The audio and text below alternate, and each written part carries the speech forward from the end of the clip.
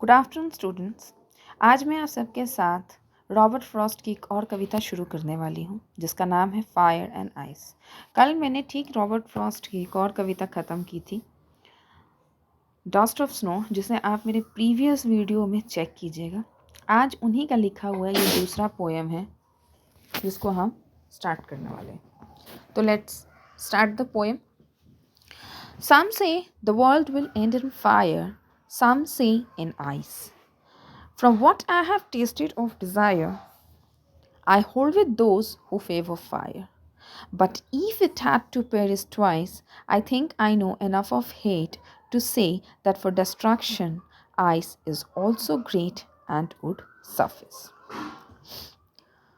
तो पोएट यहाँ कह रहा है कि कुछ लोग कहते हैं कि ये वर्ल्ड आग में जलकर ख़त्म होगा और कुछ लोग कहते हैं कि ये वर्ल्ड बर्फ़ में पिघल कर ख़त्म होगा। लेकिन अगर कोई मुझसे मेरी इच्छा पूछता है तो मैं उनके पक्ष में रहूँगा जो ये कहते हैं कि ये वर्ल्ड आग में जलकर ख़त्म होगा। तो बहुत बड़ी बात यहाँ कही गई है कि इस वर्ल्ड के दो पहलू हैं, आग और बर्फ़, और दोनों तरफ ये वर्ल्ड को किस तरफ झुक कर ख़त्म होना है तो लोग आपस में डिसाइड कर रहे हैं। बट कवि कहता है, पोएट कहता है कि मैं तो उन्हीं के पक्ष में हूँ जो कहते हैं कि ये आग में जलकर ख़त्म होगा। आगे फिर अगले पैरा में पोएट ये भी कह रहा है कि अगर इस वर्ल्ड को 2 बार मौका मिलता है ख़त्म होने का तो I think I know enough of hate. मुझे पता है इस वर्ल्ड में बहुत हेट है, बहुत नफ़रत है, बहुत भेदभाव है। To say that for destruction ice is also great and would suffice. तो ये कहना कि ये वर्ल्ड बर्फ़ में पिघल कर ख़त्म होगा, ये अपने आप में बहुत बड़ी बात होगी। तो इनडायरेक्टली पोएट ने यह बहुत बड़ी बात कही है कि ये वर्ल्ड आग में ही जलकर ख़त्म होगा। अगर ये बर्फ़ में ख़त्म होती है तो इतने में बहुत बड़ी बात होगी, मतलब कि ये नामुमकिन है, मुमकिन है ही नहीं, ऐसा हो नहीं सकता। तो इस पोएम में 2 पहलुओं को बताया गया है। अब इन 2 पहलुओं में सबसे इम्पॉर्टेंट चीज़ आती है कि what does fire stands for and what does ice stands for. Fire stands for greed, बहुत important question है ये. Fire stands for avarice. Fire stands for conflict. Fire stands for fury. तो फायर का मतलब होता है ग्रीड यानी कि लालच।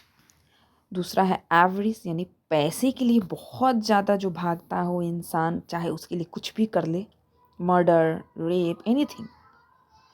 कॉन्फ्लिक्ट यानी कि भेदभाव, लड़ाई, झगड़ा। फ्यूरी, गुस्सा। ठीक वही अगर हम दूसरे तरफ आइस की बात करें तो आई stands for coldness, I stands for hatred, I stands for indifference.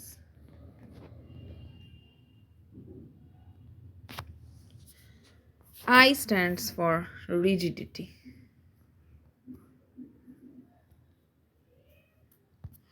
तो आइस का भी यहाँ मतलब है कोल्डनेस यानी ठंडा, हेट्रेड यानी नफरत, इंडिफरेंस यानी कि भेदभाव, और रिजिडिटी यानी कि स्थिर। तो ये दोनों ही अपने में एक एक मतलब बता रहे हैं कि कौन सा क्या स्टैंड करता है, और इन्हीं सब कारणों से जो है हमारा वर्ल्ड जो है वो ख़त्म हो रहा है दिनों दिन। तो ये बहुत इंपॉर्टेंट क्वेश्चन है स्टूडेंट्स कि what does fire and ice stands for. मैं तो कहूँगी इसको आप रट लेना। सेकेंड चीज़ हम इसमें आते हैं राइमिंग स्कीम। आपको पता है इसके पहले पोएम में भी रॉबर्ट फ्रॉस्ट ने राइमिंग स्कीम का इस्तेमाल किया था, और वो राइमिंग स्कीम का इस्तेमाल इसलिए करते हैं ताकि रीडर्स जो भी इस पोएम को पढ़े वो बहुत इंटरेस्ट के साथ इस चीज़ को पढ़े। तो हम स्टार्ट करते हैं राइमिंग स्कीम। ये भी बहुत इंपॉर्टेंट है। आपको पता है कि पोएम से एक्सट्रैक्ट बेस्ड क्वेश्चंस आते हैं। एक्सट्रैक्ट बेस्ड क्वेश्चन में आपको पैरा का 4 लाइन आपको दे दिया जाएगा और आपसे कहा जाएगा कि आप इसमें से राइमिंग स्कीम निकालें। तो कल के क्लास में जैसे मैंने बताया था कि हर लाइन के लास्ट वर्ड को हम पकड़ते हैं। Fire, ice, desire, fire, twice, hate, ice, great, suffice. अगर हम फायर वर्ड को ए पकड़ते हैं तो इससे राइमिंग होने वाली वर्ड डिज़ायर, फायर, तो ये ए। आइज अलग है, बी। फिर अगर हम ठीक सेकंड पैराग्राफ में आते हैं, ट्वाइस को हम ए लेकर चलते हैं।